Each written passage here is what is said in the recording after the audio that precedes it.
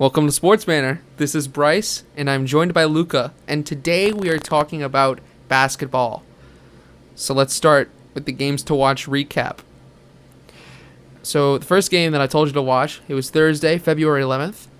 The Portland Trail Blazers beat the Philadelphia 76ers 118-114. Dame Dalla, like I said before, 30 points, 7 assists. And the interesting thing, the most kind of significant thing of this game was Carmelo Anthony with his throwback performance. He had 24 points with 17 of his 24 points in the fourth quarter. But Joel Embiid tried to carry his team to victory, 35 points, 9 rebounds. Ben Simmons had a good game for someone who's been averaging like 12 points a game. But Simmons had 23 points, 11 rebounds, and 9 assists in this game. But the main thing that killed them was their three-point percentage was 22.2%, which is god-awful. And so, we're going to talk about the next game real quick. The next game was the Brooklyn Nets versus the Golden State Warriors, Saturday night prime time on ABC, and it ended up being a blowout. The Nets beat the Warriors 134-117. You probably would have wanted to watch UFC instead of this game because it was ugly. Kyrie Irving led the team with 23 points. The big three really struggled, and they still won. I mean, I think the best player of the team was Harden, 19 points, 8 rebounds, 16 assists, and 3 steals. Yeah. And it's like I predicted, Luca. It's like I predicted.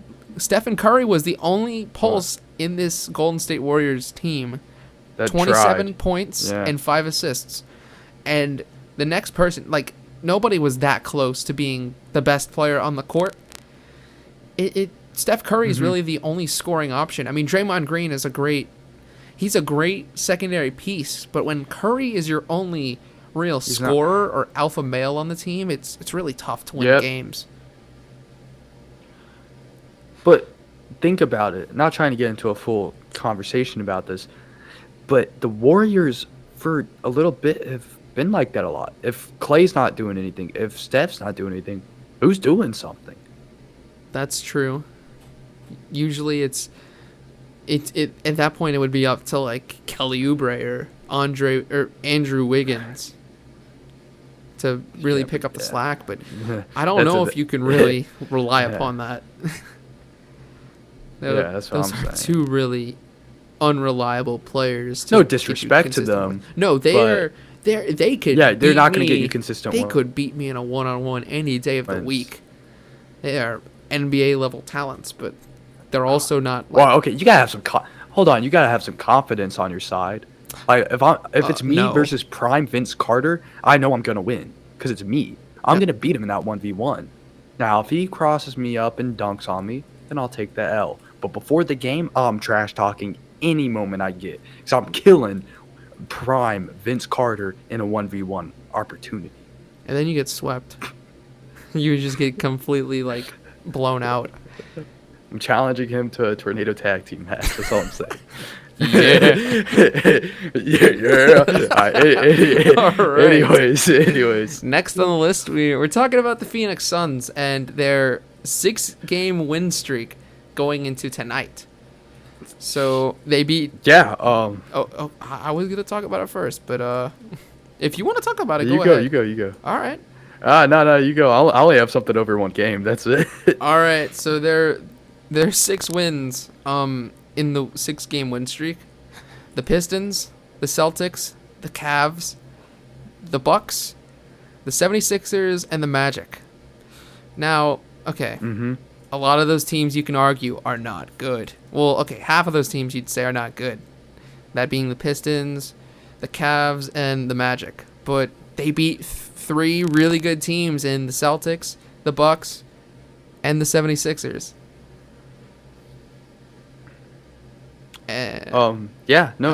You're completely right. And for me personally, the game that defines all of this winning streak is that 76ers wins.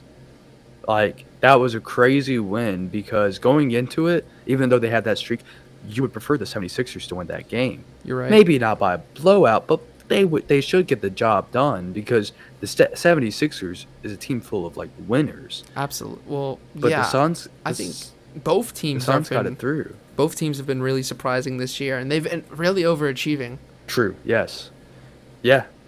Definitely. But definitely thumbs up for Devin Booker in that game. He got 36 points. That's crazy. Yeah. Chris Paul was Suns are instrumental in that game. Mm-hmm. 8 rebounds, 10 assists, 18 points. Just looking at the box score, like usually. Tell you, they've been going on a streak, and then also to add on to that, they've won 9 of their last 10 games. Their only loss was a blowout to the New Orleans Pelicans, but that doesn't mean much. It's one game, and the Pelicans are pretty inconsistent right now. So I wouldn't take the loss to New Orleans to heart.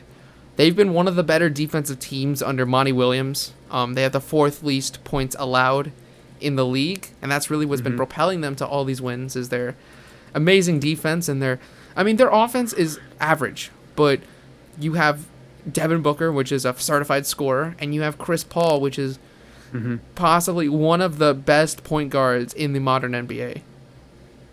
I mean, his legacy is going to be unreal when he calls his career quits. He is very impactful for the team.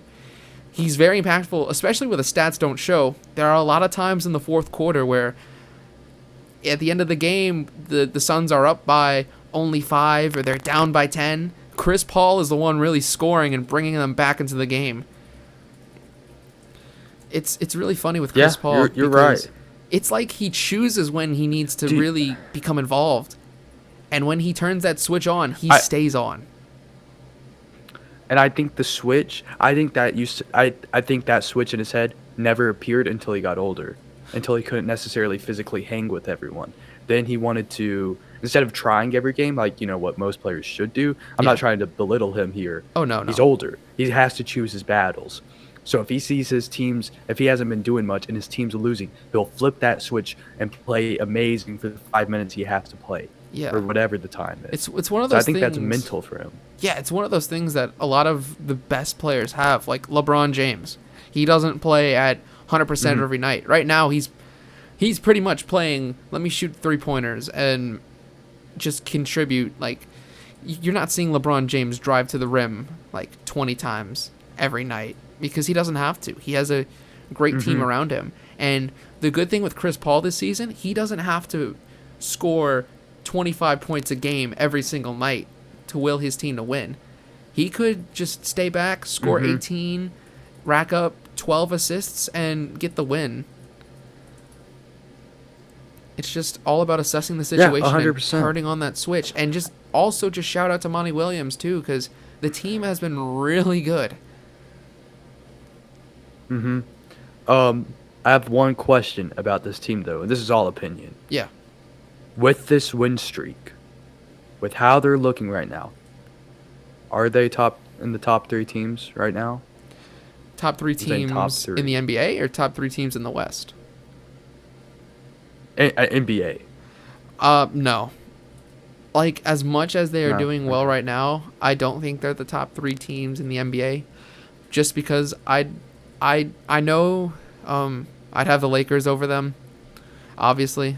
Yes, same. I'd have the Lakers. I'd have the Jazz. Yeah, I'd have the Jazz over them too. I'd even have the Clippers over them.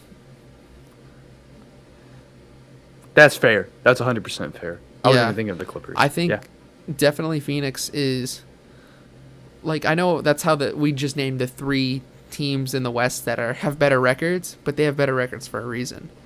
But I think that Phoenix definitely, they could make the finals. They could. I mean, for sure. It's possible, but I mean, I want to see that, but I don't know. Seeing the Lakers lose that early is something that I don't see happening. It's going to be really interesting in the West. I would rather the Suns get through than the Lakers. I would rather it, but I don't know if I see it happening. Yeah, I agree. Anyways, talked a lot about that. Oh, yeah. But moving on, let's talk about a team that's they've been in the opposite direction as the Suns, the Cleveland Cavaliers. They're on an 8-game losing streak. They're so bad that their star player has been sad.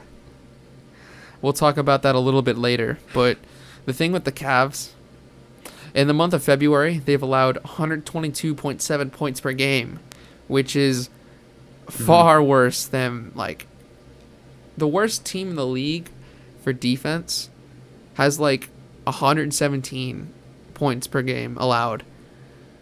Like, the Cavs are even worse. And also for reference, the Nets, which a few episodes ago we've called them the worst defense overall, like the worst defense of all time, possibly, they allowed 117.9 points per game in the month of February. So the Cavaliers are worse than that on defense. But the thing with the Nets is that the Nets in February have scored 119 points per game. So they're outscoring their defensive performance, which is why they win. Which is expected, yeah. Right. And the Cavs, they've only scored 103.3 points per game, which is far below their defensive performance. So I think they've only won one game this month. It's really bad. Yeah. There's really no excuse either. But at the same time, it's not a surprise. They're the Cavs. Yeah. They have nothing going for them. Andre Drummond's rest. Seeing Dylan Windler is out with a left knee or something like that. He just didn't play. I mean, the two bright spots in their team, you'd call them bright spots, Sexland. Yeah, Sexland. Colin Sexton and Darius Garland. Yeah, Sexton and Garland. Yeah. Yeah. They're the only really bright spots. I mean, Drummond's had a pretty good year, but we're going to get to him in just a second. Unless you have anything else to say about the Cavs as a team, except they're a dumpster fire. Not really. I want to give a little respect to C.D. Osman. Oh, Cedi Osman, yeah. Chetty. Yeah, I'm just looking at his name. I don't know. No, you're I'm fine. looking at his points and everything. He's not that bad. He's trying. I mean, he's been a good bench piece for the Cavs. Yeah. So shout out to him. Anyways, yeah, moving on. Yeah. But we're gonna talk about Drummond. Andre Drummond this week. The Cavs had a meeting with Andre Drummond, and they decided that he's gonna be sat so that he's healthy for when they're looking for a trade partner, which I could hear could be a buyout situation, which it would make sense. I will tell you why in a bit.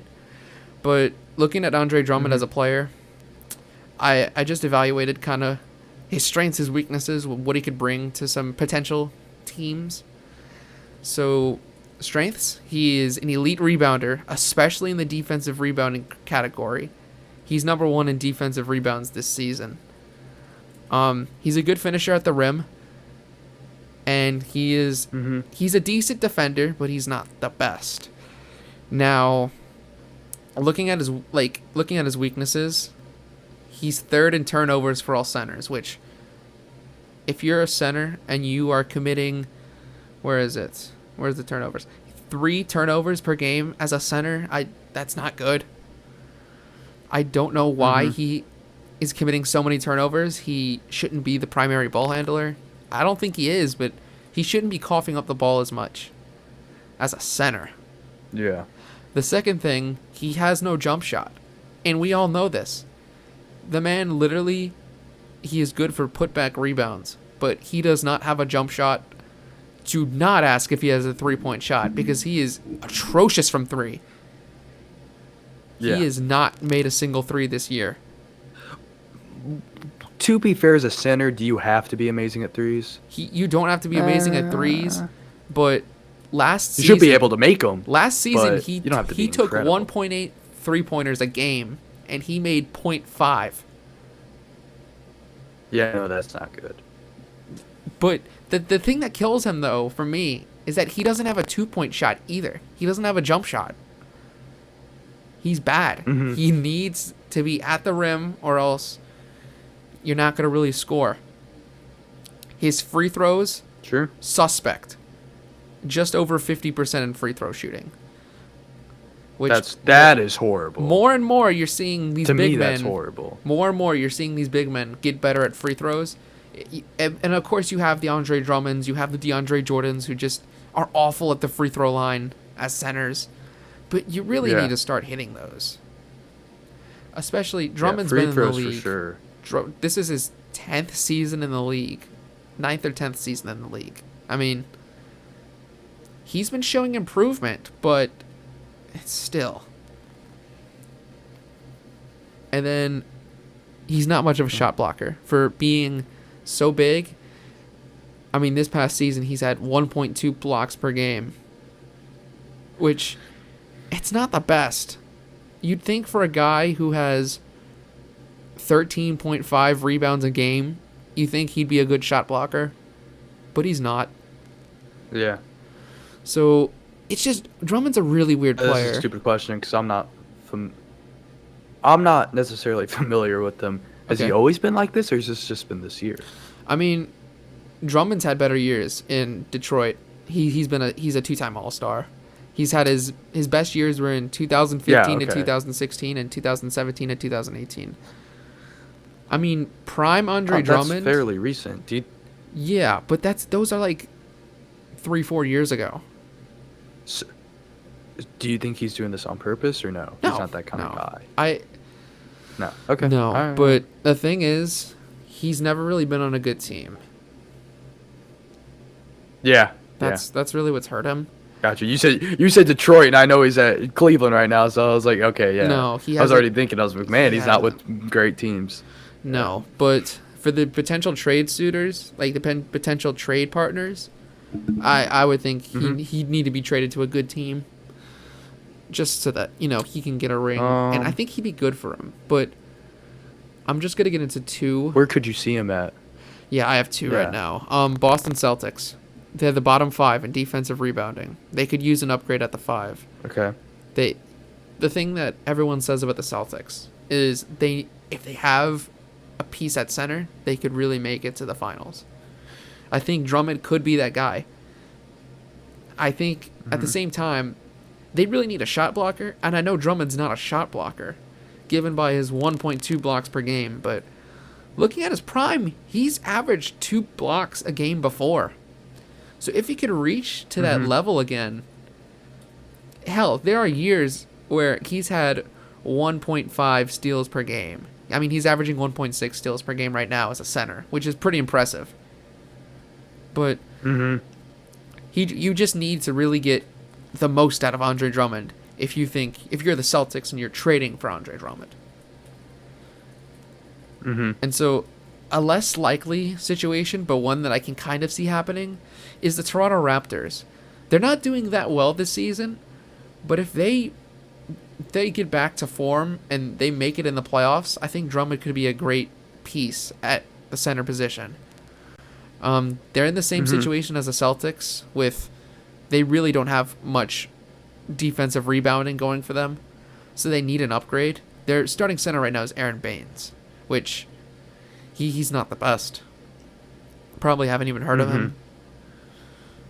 Nope. No clue. Andre Drummond, I don't know him. He could help him out. He really could help them out. But the only reason I don't see him going there is because their team right now, I don't think they're in the playoff picture. They had a really bad start to the year, and they're trying to find their way back. They are, where are they? They're actually the 8th seed, but they're 12 and 15. Last year, Toronto was capable. They're capable. They're capable. They were a top They're 3. Definitely capable. They were a top 3 seed last year.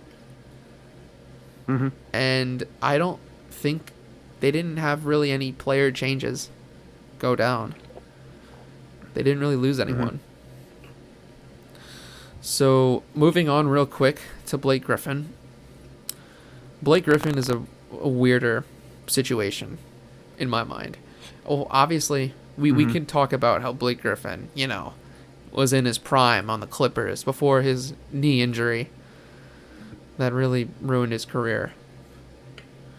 But the thing that's really confused me on the Pistons is that they're using Blake Griffin, from what I've seen, they're using him more as a three-point shooter, which he's not a three-point shooter. He's shooting 6 threes a game. As a power forward who this season he's made 31% of his three-pointers. Now tell me why he's shooting 6 three-pointers. His regular field goal percentage, 36.5. And I blame that for half of his shots being from 3. I don't understand why he is a good player in the paint, even though he doesn't have as explosive knees as before. You saw 2018 to 2019, he was an all-star because as a Detroit Piston, because his game was really, his jump shot, it was working. It's because he shot more from the field, though. He took a lot of shots from the field. He took 7 threes that season a game, but he also was taking a lot of shots from the field and was hitting those shots. So it's a really weird case, but I know I've been jumping around kind of my strengths and weaknesses. I was going to say it is an odd situation. Yeah, I've been jumping around with my strengths and weaknesses for him. So I'll lay it out real quickly, and then I'll let you say what you need to say. Gotcha, yeah.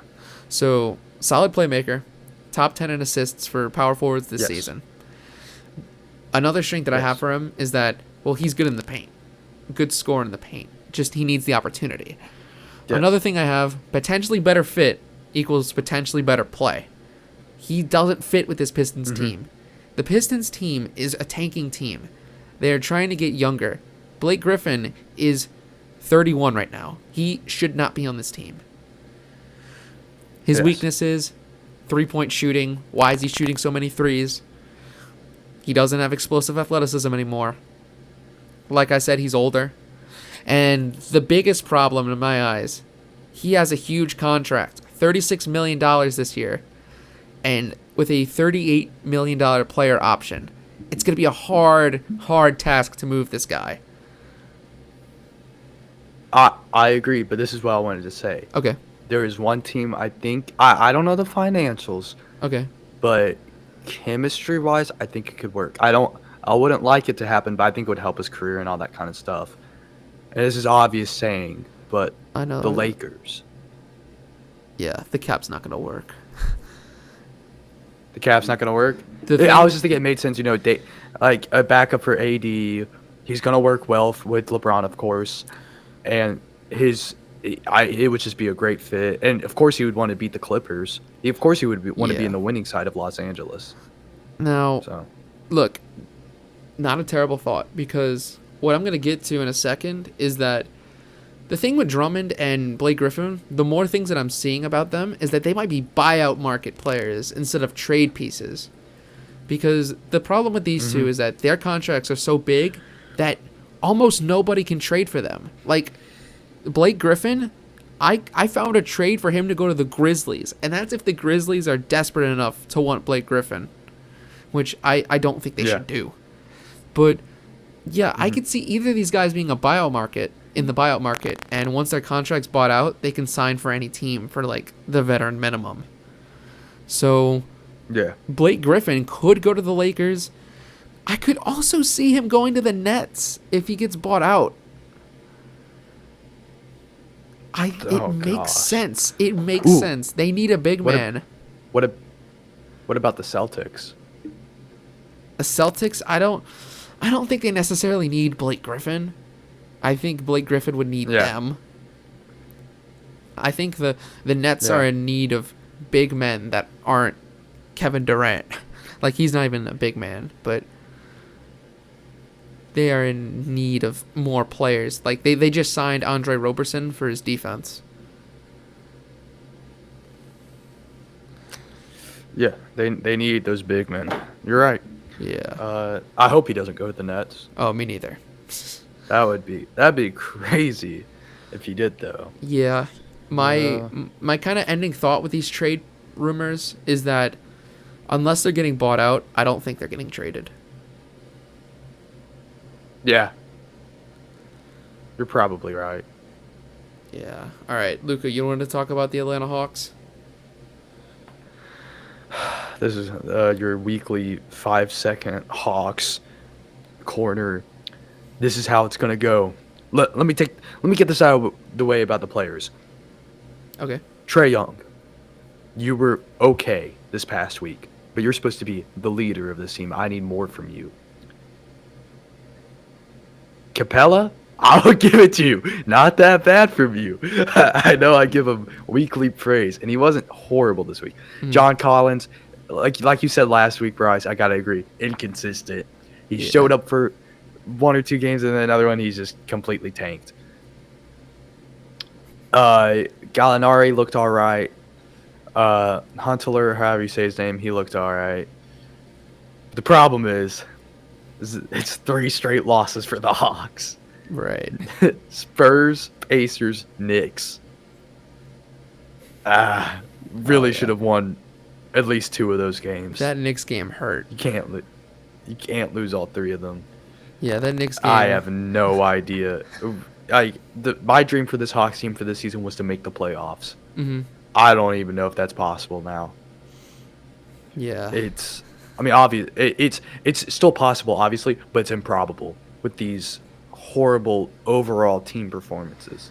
Oh yeah, they let Julius. That's Randle, all I had to say. They let Julius Randle score 44 points on them yesterday, or what is today? Oh, Monday night for those who are watching on Wednesday.